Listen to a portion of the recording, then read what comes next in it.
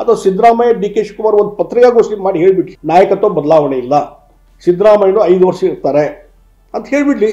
ಮುಗಿದೋದ ಗದ್ದಲ, ಯಾರು ಮಾತಾಡೋ ಪ್ರಶ್ನೆನೇ ಇಲ್ಲ, ಅದನ್ನ ಹೇಳಲಿಕ್ಕೆ ತಯಾರಿಲ್ಲ. ಅಷ್ಟೇ ಅಲ್ಲ, ಡಿ ಕೆ ಶಿವಕುಮಾರ್ನ ಡಿಕ್ಲೇರ್ ಮಾಡಿಬಿಡ್ಲಿ, ಇಲ್ಲ ಸಿದ್ದರಾಮಯ್ಯ 5 ವರ್ಷ, ಇದಕ್ಕೆ ಬಗ್ಗೆ ಯಾರು ಮಾತಾಡಬೇಡ್ರಿ, ನಾನೇ ಒಪ್ಪಿಗೆ ಕೊಟ್ಟಿದ್ದೀನಿ, ಇದು ಬದಲಾವಣೆ ಅನ್ನೋ ಪ್ರಶ್ನೆ ಇಲ್ಲ ಅಂತ ಅವ್ರು ಹೇಳ್ಬೇಕಾಯ್ತಲ್ಲ. ಹೇಳಲಿಕ್ಕೆ ತಯಾರಿಲ್ಲ ಅಂತಂದರೆ ಅಲ್ಲಿ ನಾಯಕತ್ವ ಬದಲಾವಣೆ ಚಟುವಟಿಕೆ ನಡೆದಿದೆ. ಮತ್ತು ನಾ ಹಿಂದಿನೂ ಹೇಳಿದಾಗೆ ಸಿದ್ದರಾಮಯ್ಯನವರು ಡಿ ಕೆ ಶಿವಕುಮಾರ್ ಮುಖ್ಯಮಂತ್ರಿ ಮಾಡಲಿಕ್ಕೆ ಒಪ್ಪುವುದೇ ಇಲ್ಲ. ಮತ್ತು ಅದಕ್ಕೆ ಅದೇ ರೀತಿಯಾದಂಥ ಒತ್ತಡ ಸ್ಟಾರ್ಟ್ ಆದರೆ ಸರ್ಕಾರ ಕೊಲ್ಯಾಪ್ಸ್ ಆಗ್ತದೆ, ಸರ್ಕಾರ ಪಥದ ಹಾದಿಗೆ ಬಹುತ್ತದೆ. ಸಿದ್ದರಾಮಯ್ಯ ಅವರನ್ನ ಇಳಿಸಿದ್ರೆ 25 ಲಕ್ಷ ಜನರನ್ನ ಸೇರಿಸಿ ನಮ್ಮ ತಾಕತ್ತನ್ನ ಪ್ರದರ್ಶಿಸ್ತೀವಿ. ಯಾರ ತಾಕತ್ತು? ಅಲ್ಪಸಂಖ್ಯಾತ ಹಿಂದುಳಿದ ದಲಿತರ ತಾಕತ್ತು. ಇಂಥದ್ದೊಂದು ಮಾತನ್ನ ಹೇಳಿರುವಂಥದ್ದು ಯಾರೋ ಅಲ್ಲ. ಒಂದು ಕಾಲಕ್ಕೆ ಸಿದ್ದರಾಮಯ್ಯ ಅವ್ರ ಜೊತೆಲಿದ್ದು ಸದ್ಯ ಬಿಜೆಪಿಯಲ್ಲಿರುವಂತಹ ನಾಯಕ, ಬಿಜೆಪಿಯಲ್ಲಿದ್ದರೂ ಕೂಡ ಅಹಿಂದ ಸಿದ್ಧಾಂತವನ್ನು ನೆಚ್ಚಿಕೊಂಡಿರುವ, ಆ ಹಾದಿಯಲ್ಲಿ ನಡೆಯುವ, ಪ್ರತಿಪಾದಿಸುವ ನಾಯಕ ವರ್ತೂರ್ ಪ್ರಕಾಶ್ ಅವರು, ಮಾಜಿ ಸಚಿವರು. ಯಾಕಂದರೆ ಇವತ್ತು ದಾಸಶ್ರೇಷ್ಠ ಕನಕದಾಸರ ಜಯಂತಿ, ಆ ಜಯಂತಿಯ ಕಾರ್ಯಕ್ರಮದಲ್ಲಿ ಸಿದ್ದರಾಮಯ್ಯ ಅವರ ಬಗ್ಗೆ ಮಾತಾಡೋ ಸಂದರ್ಭದಲ್ಲಿ, ಯಾಕಂದರೆ ಸಿದ್ದರಾಮಯ್ಯ ಅವರ ಕನಕ ಜಯಂತಿ ಮತ್ತು ಸಿದ್ದರಾಮಯ್ಯ ಅಂದರೆ ಒಂದು ಜಾತಿ ಅಂತ ಲೇಬಲ್ ಮಾಡೋದೇ ತಪ್ಪಾಗುತ್ತೆ.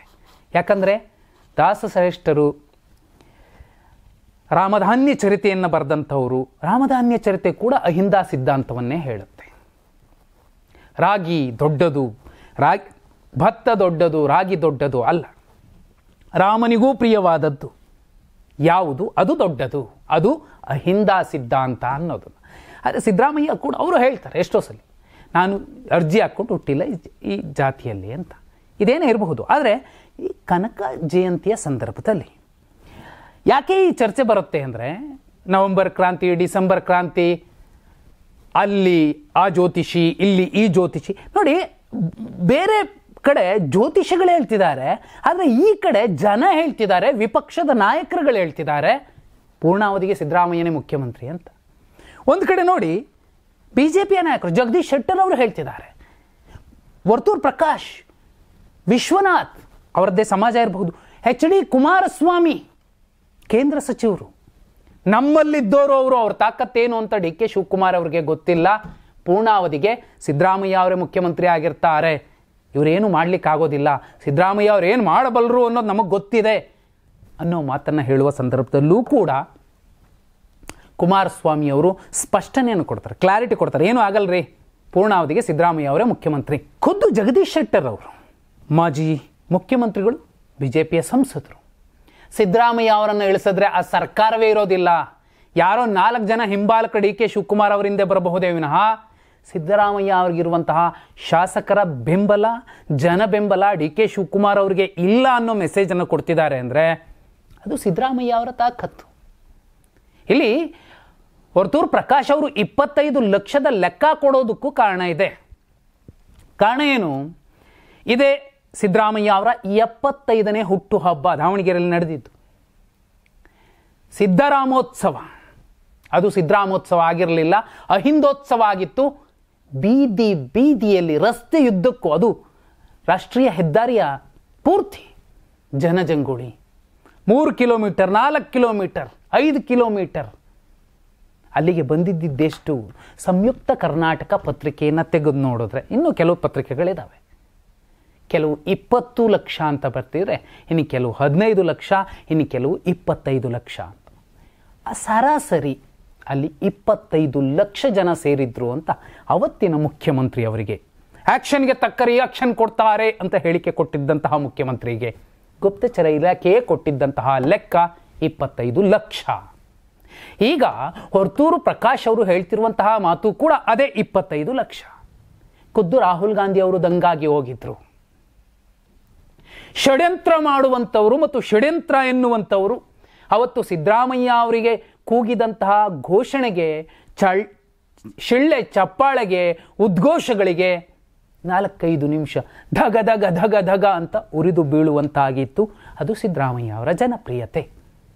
ಅಂತಹ ನಾಯಕ ಎಲ್ಲೂ ಕೂಡ ಆರಂಭದಿಂದಲೂ ಕೂಡ ಅಧಿಕಾರ ಹಂಚಿಕೆಯ ಮಾತನ್ನು ಹೇಳಲಿಲ್ಲ.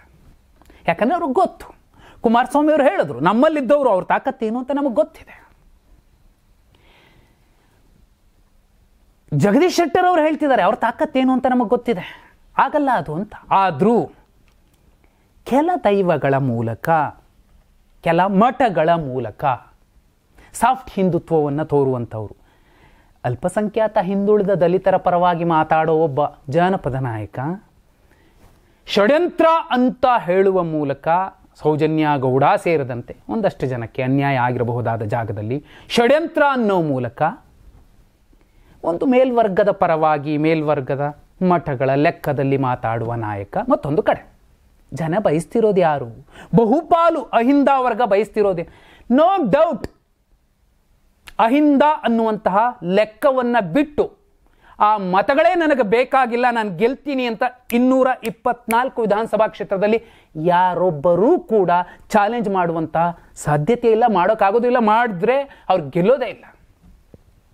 ಈಗ ಡಿ.ಕೆ. ಶಿವಕುಮಾರ್ ಅವರನ್ನು ಬೆಂಬಲಿಸಿಕೆ ಹೋದಂತಹ ಕೆಲ ಶಾಸಕರುಗಳು ಏಡಿ ಮತ್ತೊಂದು ಮಗದೊಂದು ಅಂತ ಹೋಗ್ತಿದ್ದಾರೆ. ಓಕೆ, ಅದೇ ರೀತಿ ಇತ್ತೀಚೆಗೆ ಗೆದ್ದಂತಹ ಕೆಲವರು ಇನ್ನು ಜೀವಮಾನದಲ್ಲಿ ಗೆಲ್ಲೋಕ್ಕಾಗದೇ ಇರುವಂತಹವರು ಯುವಕರು ಶಾಸಕರು ಕೂಡ ಮತ್ತೊಂದು ಕಡೆ ನಿಂತ್ಕೊಂಡು ಅವರ ರಾಜಕಾರಣಕ್ಕೆ ಅವರೇ ಕಪ್ಪು ಮಸಿಯನ್ನು ಬಳಕೋತಿದ್ದಾರೆ. ಇಂತಹ ಸಂದರ್ಭದಲ್ಲಿ ಮಾಸ್ ಲೀಡರ್ಗಳು, ಮಾಜಿ CMಗಳು ಹೇಳ್ತಿದ್ದಾರೆ, ಸಿದ್ದರಾಮಯ್ಯ ಅವರನ್ನು ಇಳಿಸೋದಕ್ಕಾಗಲ್ಲ, ಇಳಿಸಿದ್ರೆ ಏನಾಗುತ್ತೆ, 25 ಲಕ್ಷ ಜನರನ್ನು ಕರೆಸ್ತೀವಿ. ಏನಕ್ಕೆ? ಅದು ಅಹಿಂದ ಜನರನ್ನು, ಅಲ್ಪಸಂಖ್ಯಾತ ಹಿಂದುಳಿದ ದಲಿತರೆ. ಅವತ್ತು ದಾವಣಗೆರೆಗೆ ಬಂದಿದ್ದು ಕುರುಬ್ರಲ್ಲ, ಅಲ್ಪಸಂಖ್ಯಾತರು, ಹಿಂದುಳಿದವರು, ದಲಿತರು ಎಲ್ಲರೂ ಬಂದಿದ್ರು. ಅದರ ಅರ್ಥ ಏನಂದರೆ, ರಾಜಕಾರಣ ಇನ್ನು ಮುಂದೆ ನಾವು ಇಷ್ಟು ಜನ ಇದ್ದೀವಿ, ನಮಗೆ 60 ಸೀಟ್ ಬೇಕು, 96 ಸೀಟ್ ಬೇಕು ಅಂತ ಕೇಳಿ ಗೆಲ್ಲಿಸಿಕೊಳ್ಳುವ ಶಕ್ತಿ ಮತ್ತು ಯುಕ್ತಿ ಮುಗೀತು.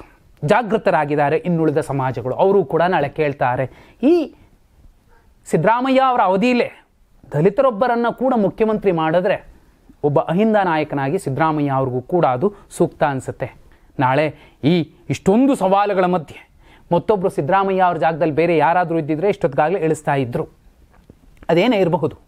ಆದರೆ ವಿಪಕ್ಷಗಳಲ್ಲಿನ ನಾಯಕರೇ ಇವತ್ತು ಸಿದ್ದರಾಮಯ್ಯ ಕಿ ಜೈ, ಸಿದ್ದರಾಮಯ್ಯ ಪೂರ್ಣಾವಧಿಗೆ ಮುಖ್ಯಮಂತ್ರಿ ಅನ್ನೋ ಮೆಸೇಜನ್ನು ಕೊಡ್ತಿದ್ದಾರೆ. ಅಂದರೆ ಕುಮಾರಸ್ವಾಮಿ ಅವರು ಕೊಡ್ತಿದ್ದಾರೆ, ಅವ್ರ ತಾಕತ್ತೇನು ನಮಗೆ ಗೊತ್ತಿದೆ, ಅವರೇ ಮುಂದುವರೆದು ಜಗದೀಶ್ ಶೆಟ್ಟರ್ ಅವರು ಕೊಡ್ತಿದ್ದಾರೆ ಅನ್ನೋದಾದರೆ, ಡಿ.ಕೆ. ಶಿವಕುಮಾರ್ ಅವರು ಈ ಅವಧಿಗೆ ಮುಖ್ಯಮಂತ್ರಿ ಆಗೋಕೆ ಸಾಧ್ಯವೇ?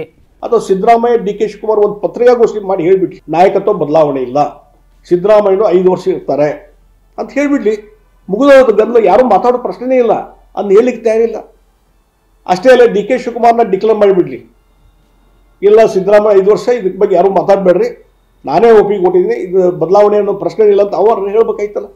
ಹೇಳಲಿಕ್ಕೆ ತಯಾರಿಲ್ಲ ಅಂತಂದರೆ ಅಲ್ಲಿ ನಾಯಕತ್ವ ಬದಲಾವಣೆ ಚಟುವಟಿಕೆ ನಡೆದಿದೆ. ಮತ್ತು ನಾ ಹಿಂದಿನೂ ಹೇಳಿದಾಗೆ ಸಿದ್ದರಾಮಯ್ಯನವರು ಡಿ.ಕೆ. ಶಿವಕುಮಾರ್ ಮುಖ್ಯಮಂತ್ರಿ ಮಾಡಲಿಕ್ಕೆ ಒಪ್ಪುವುದೇ ಇಲ್ಲ. ಮತ್ತು ಅದಕ್ಕೆ ಅದೇ ರೀತಿಯಾದಂಥ ಒತ್ತಡ ಸ್ಟಾರ್ಟ್ ಆದರೆ ಸರ್ಕಾರ ಕೊಲ್ಯಾಪ್ಸ್ ಆಗ್ತದೆ, ಸರ್ಕಾರ ಪತನದ ಹಾದಿಗೆ ಬಹುದು.